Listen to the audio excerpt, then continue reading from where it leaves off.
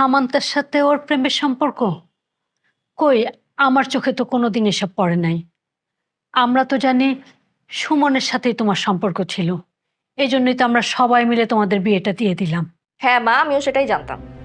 আমি জানতাম যে ও শুধু আমাকে ভালোবাসে, কিন্তু না, ও যে ভিতরে ভিতরে এগুলা করে বেড়াইতেছে, এগুলো তো আমি জানতাম না।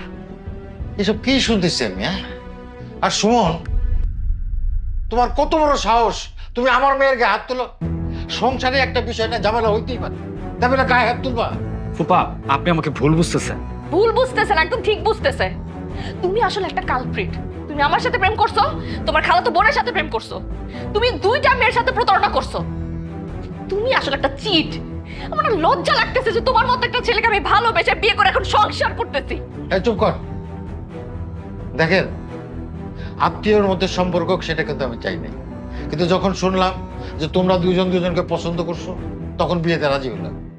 তা তুমি পছন্দ করে আমার মেয়েকে বিয়ে করলা, আবার তোমার লজ্জা করে না আর একটা মেয়ের সাথে সম্পর্ক করতেছো? ফুপা, আপনি মুরব্বী মানুষ, আমি আপনাকে অসম্মান করতে চাই না, কিন্তু আপনিও সবটা না জেনে শুনে আমাকে মিথ্যা অপবাদ দিতে পারেন না। হ্যাঁ চুপ, একটা কথা বলবো না। বেয়াদব।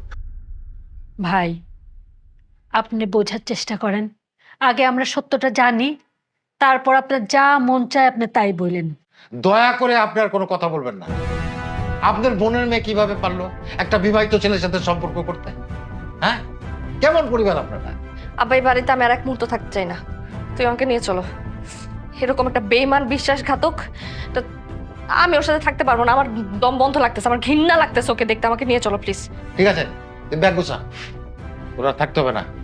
ছি ছি ছি ছি, ভাবি, কেমন ছেলে আপনি জন্ম দিচ্ছেন? কেমন ছেলে আপনার, যে তারা কন্ট্রোল করতে পারেন না? এই আপনার পরিবার, অসভ্যটা ইতর, ছোট লোক। এই চল, ব্যাগ গুছা যা। আর এক মুহূর্তে ছোট লোকের বাড়িতে থাকবো না, যা ব্যাগ গুছা। কি ব্যাপার ভাবি? মা, মা, এই, কি হলো?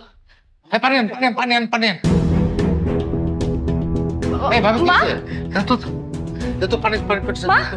দাও দাও দাও, চোখে মুখে পানি সেটা দাও। মা, দেখো তো হাত পা ঠান্ডা হয়ে গেল নাকি?